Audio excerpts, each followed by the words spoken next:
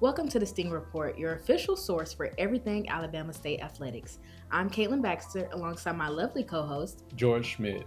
And we are here in the Courtney Stewart Creative Suite. Before we get started, scan that QR code and donate to our Hornet Student Athlete NIL Fund.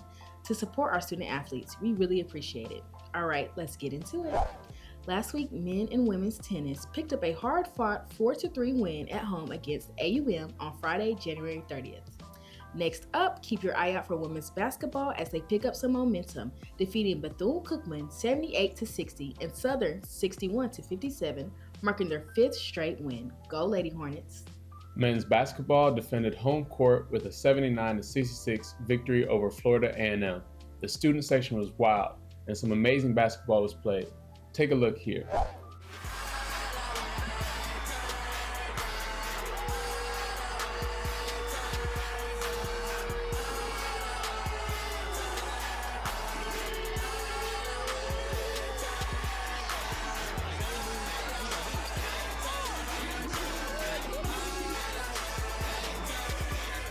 The Hornets have 4 players scoring double figures, led by Tyler Bird, who had 17 points and 4 assists. Micah Simpson added 15 points and 6 assists, and Cam Palesi helped out with 14 points and 7 rebounds. Now on the track field, 2 new school records were set in the triple jump by Seth Stockton, who broke the men's school record with a jump of 15.93 meters, while Deadrian Beville set a new women's record at 12.64 meters. Now, onto the softball field. The Lady Hornets earned a 6-5 win over Lindenwood, finishing the game with 10 hits and 0 errors. Alabama State football also made headlines this week with the official release of the 2026 football schedule. Take a look here. Mark your calendars. History was made on campus last year as Alabama State competed in its first ever women's flag football game as a Division I program, which leads to women's flag football having an outstanding showing, earned 2 wins, 19-0 and 27-0, becoming Divine 9 tournament champions over in California. Thank you to everyone who came out to support National Signing Day and Alumni Weekend. Your presence made it very special.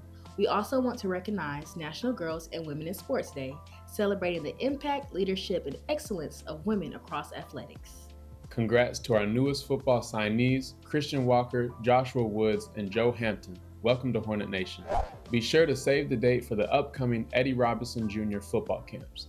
The first camp on June 10th, then a 7-on-7 big man camp June 16th, and lastly, a camp July 10th. Make sure to check out this week's episode of Cable Connect, highlighting more stories from around Alabama State athletics. Here's a short clip from that episode.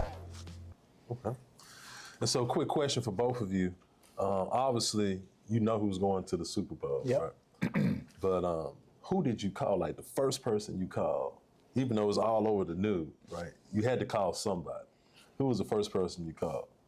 Who was the...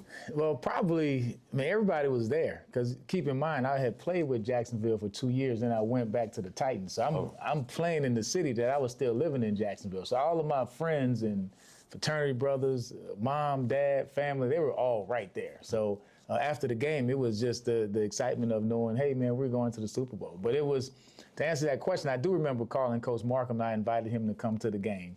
Yeah. And I got him a ticket. And so, because he was the person that I knew that, you know, the one person that was in your life that had a lot to do with you getting there, he was that person that I wanted to come to the game. But there was a big ice storm, so he wasn't able to make it. So that's probably one of the regrets, that he wasn't able to actually see me play in the Super Bowl. Today we pause as the Alabama State community mourns the passing of Shirley A. Ross, a proud graduate of the university and the mother of President Dr. Quentin T. Ross Jr. We offer our sincere condolences to the Ross family and all those impacted by her passing. Now, here's a look at what's coming up.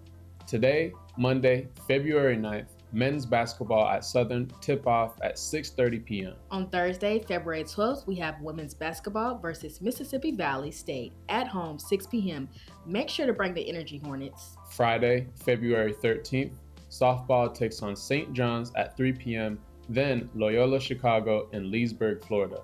And baseball hosts Eastern Kentucky. Saturday, February 14th, women's and men's track and field compete at the Bulldog Invitational. Softball faces LIU Brooklyn at 1 p.m. Men's and women's tennis versus West Alabama at home, 1 p.m. Women's and men's basketball take on Arkansas Pine Bluff at home, women's at 1 and men at 3 p.m. Show up, Hornet Nation. And baseball continues its series against Eastern Kentucky at home. Sunday, February 18th, men's tennis goes and plays UAB at 1 p.m. and then baseball wraps up against Eastern Kentucky at home. That's all for this edition of the Steam Report. Thanks for tuning in, and as always, Go Hornet Nation.